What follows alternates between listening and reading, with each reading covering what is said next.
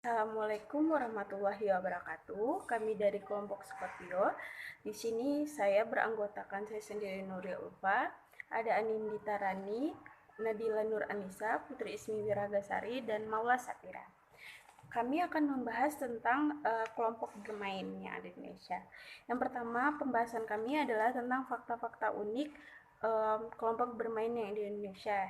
Yang pertama itu ada kebiasaan bangun tidur anak, ada kedua waktu yang dihabiskan anak di KB, terus ada perspektif ibu, harapan orang tua, dan apa saja sih masalah-masalah yang ada di kelompok bermain. Yang pertama itu tentang kebiasaan bangun tidur anak. Nah, ternyata anak-anak di Indonesia itu bangunnya lebih pagi dibanding anak-anak seperti di Cina, di Finlandia, dan di Jepang. Ternyata 11% anak Indonesia itu bangun pada pukul kurang dari 5.30 pagi. Dikarenakan seperti yang kita tahu bahwa ada rutinitas yang dilakukan anak-anak Indonesia di pagi hari, khususnya muslim, yaitu sholat subuh, mungkin ada yang berolahraga dan lain sebagainya. Seperti itu. Dan fakta yang kedua adalah waktu yang dihabiskan anak Indonesia di kelompok bermain. Ternyata anak Indonesia hanya menghabiskan sekitar 3 sampai kurang dari 4 jam di KB. Berbeda dengan negara, kembali lagi, negara Cina, Jepang, dan Finlandia, di mana mereka lebih dari 50% menghabiskan waktu lebih dari 8 jam di KB dikarenakan karena aktivitas orang tua mereka yang wanita pekerja dan lain sebagainya, seperti itu. Dan yang ketiga itu ada fakta terkait dengan mengasuh anak sesuai dengan perspektif ibu. Jadi di Indonesia itu kelompok bermainnya itu uh, mempunyai target, misalnya dia yang harus dicapai seperti anak sudah bisa ini, misalnya anak sudah bisa mandiri dan seperti itu. Nah, ternyata bagi ibu di Indonesia ada 3 hal yang perlu butuh usaha besar untuk mendidik anak, yaitu kebiasaan. Yang pertama ada kebiasaan-kebiasaan baik seperti menyikat gigi, mandi, dan lain sebagainya. Itu, dan selanjutnya disusul dengan usaha menjaga kesehatan tubuh. Seperti kita tahu, ternyata anak-anak Indonesia itu sangat susah makan sayur, dan menurut orang tua di Indonesia itu sangat dibutuhkan dalam kelompok bermain agar anak-anak menjadi lebih mengerti kesehatan. Itu seperti cita-cita orang tua terhadap kelompok bermain, seperti itu. Dan satu lagi yang sangat penting, karena kurangnya waktu bermain orang tua bersama anak, nah orang tua membiarkan anaknya berada di kelompok bermain agar kebutuhan bermain anaknya tercukupi, seperti itu.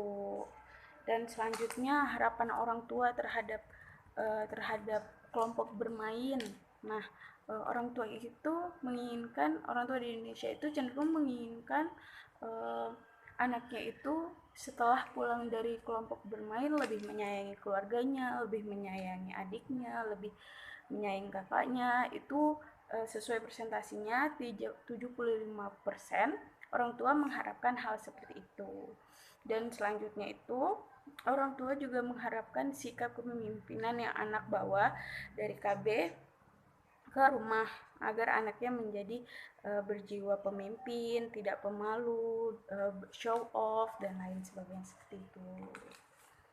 Oke, dan selanjutnya terakhir itu adalah masalah anak di kelompok bermain. Nah, masalah apa aja sih yang ada di kelompok bermain? Ternyata anak susah makan, anak tidak mau mandi, anak tidak mau sikat gigi. Itu menjadi masalah di dalam suatu kelompok bermain. Itu menjadi masalah bagi gurunya atau pengasuh yang ada di kelompok bermain, seperti itu.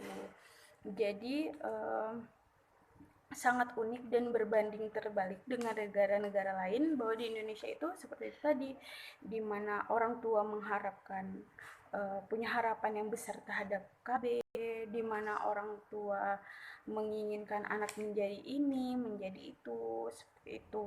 Dan dan banyak orang tua yang menginginkan setelah anaknya dari KB, anaknya mengerti baca tulis, mengerti huruf, mengerti angka. Padahal seperti yang kita tahu itu bukan bukan salah satu apa sih syarat atau ketentuan yang ada di KB. Belum tentu semua KB menjanjikan itu, seperti itu. Terima kasih. Nama saya Nadila Nur Anissa Putri. Di sini saya akan menjelaskan tentang tujuan dari kelompok bermain. Tujuan dari kelompok bermain adalah mengembangkan kemampuan dasar dan pembentukan perilaku melalui pembiasaan pada anak usia prasekolah. Kemampuan dasar ini meliputi daya cipta atau kreativitas, kemampuan berbahasa atau berkomunikasi, daya pikir atau kecerdasan, keterampilan, dan jasmani motorik kasar. Nah, lebih lanjut, dikatakan bahwa tujuan dari kelompok bermain dibagi menjadi dua, yaitu tujuan khusus dan tujuan umum. Yang pertama ini saya akan membahas tentang tujuan umum terlebih dahulu. Tujuan umum dari kelompok bermain, didirikannya kelompok bermain adalah untuk membantu meletakkan dasarnya ke arah pengembangan sikap, pengetahuan, keterampilan, dan daya cipta yang diperlukan oleh anak didik dalam menyesuaikan diri dengan lingkungannya dan untuk pertumbuhan serta perkembangan selanjutnya.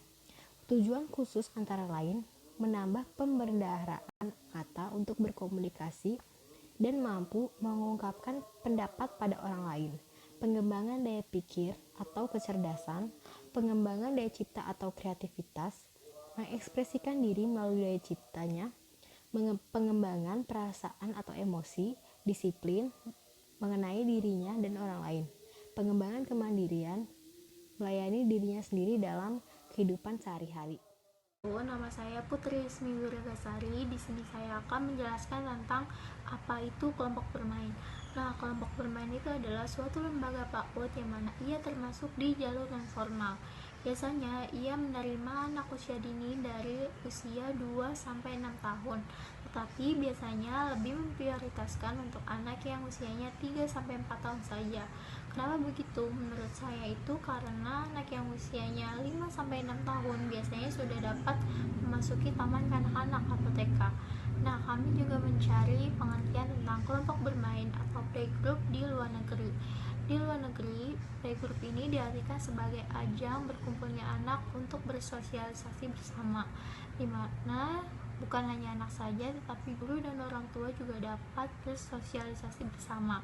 Di situ bisa menjadi ajang pertukarnya pengetahuan atau pengalaman, di mana guru juga bisa mengajarkan kepada orang tua bagaimana mendidik anak dengan baik sehingga perkembangannya itu bisa berkembang dengan baik pula.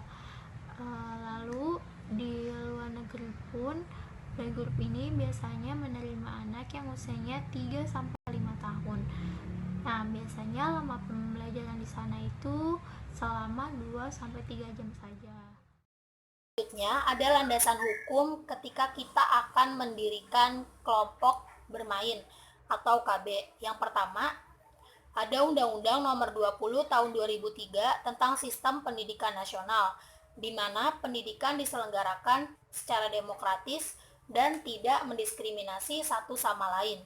Juga, pendidikan harus bisa meningkatkan kreativitas siswa dalam membaca, menulis, dan berhitung. Landasan yang kedua, ada Undang-Undang Nomor 23 Tahun 2002 tentang Perlindungan Anak, sebagaimana sekarang telah diubah menjadi Undang-Undang Nomor 35 Tahun 2014. Yang ketiga, ada Permendikbud Nomor 137 Tahun 2014 tentang Standar Nasional Pendidikan Anak Usia Dini. Di dalamnya berisi STPPA atau Standar Tingkat Pencapaian Perkembangan Anak, di mana indikator-indikator yang terdapat pada standar tersebut adalah indikator pencapaian anak yang harus dicapai dalam proses perkembangan anak dan juga proses pembelajaran. Di situ juga menjadi acuan bagi guru untuk mengevaluasi belajar siswa. Yang keempat, Permendikbud nomor 146 tahun 2014 tentang kurikulum 2013 pendidikan anak usia dini. Di dalamnya terdapat KI, kompetensi inti, KD, kompetensi dasar, dan indikator-indikator proses pembelajaran. Sebenarnya landasan-landasan hukum pendirian kelompok bermain atau KB itu ada banyak, tapi di sini kami paparkan hanya 4 dan sisanya bisa dilihat di Juknis atau petunjuk teknis dalam pelaksanaan kelompok bermain. Saya Nindita Rani yang selanjutnya akan membahas tentang manfaat dari kelompok bermain atau playgroup. Manfaat pertama dari kelompok bermain atau playgroup yaitu mengembangkan kemampuan sosial anak sesuai dengan tahap perkembangannya. Setiap anak memiliki kemampuan bersosialisasinya dengan kecepatannya masing-masing. Ada anak yang dapat bersosialisasi dengan teman sebaya maupun lingkungannya dengan baik. Ada anak yang cenderung lebih pendiam. Dengan mengikuti kelompok bermain atau playgroup, anak dapat mengekspresikan dirinya sesuai dengan kemampuan diri anak masing-masing. Di saat anak mengekspresikan dirinya masing-masing, anak akan belajar dengan teman sebayanya atau dari lingkungan bermainnya, yaitu apa saja yang harus dilakukan di saat berinteraksi sosial. Seperti contohnya batas-batas sosial. Contoh dari batas-batas sosial yang anak akan pelajari di lingkungan bermainnya yaitu bahwa anak seperti contohnya anak tidak dapat membuang angin sembarangan di tempat umum, serta anak juga dapat memiliki kemampuan untuk menjadi mandiri. Manfaat yang kedua yaitu membangun rasa percaya diri anak. Orang tua atau keluarga merupakan kunci utama dalam membangun rasa percaya diri anak. Pada saat anak berada di dalam playgroup atau kelompok bermain, anak akan berjumpa dengan teman sebaya maupun orang dewasa. Interaksi yang dilakukan oleh anak akan mempererat hubungan anak dengan teman sebaya, orang dewasa, ataupun lingkungannya. Hubungan tersebut akan menciptakan rasa nyaman atau rasa aman di dalam diri anak. Hubungan positif yang dilakukan oleh anak dengan lingkungannya akan mendorong tumbuhnya rasa percaya diri. Di saat yang bersamaan pula akan mendorong kemandirian anak. Manfaat playgroup yang ketiga yaitu mengembangkan kemampuan fisik anak. Pada umumnya di dalam playgroup terdapat banyak aktivitas yang dapat mendukung perkembangan anak. Salah satunya yaitu perkembangan motorik.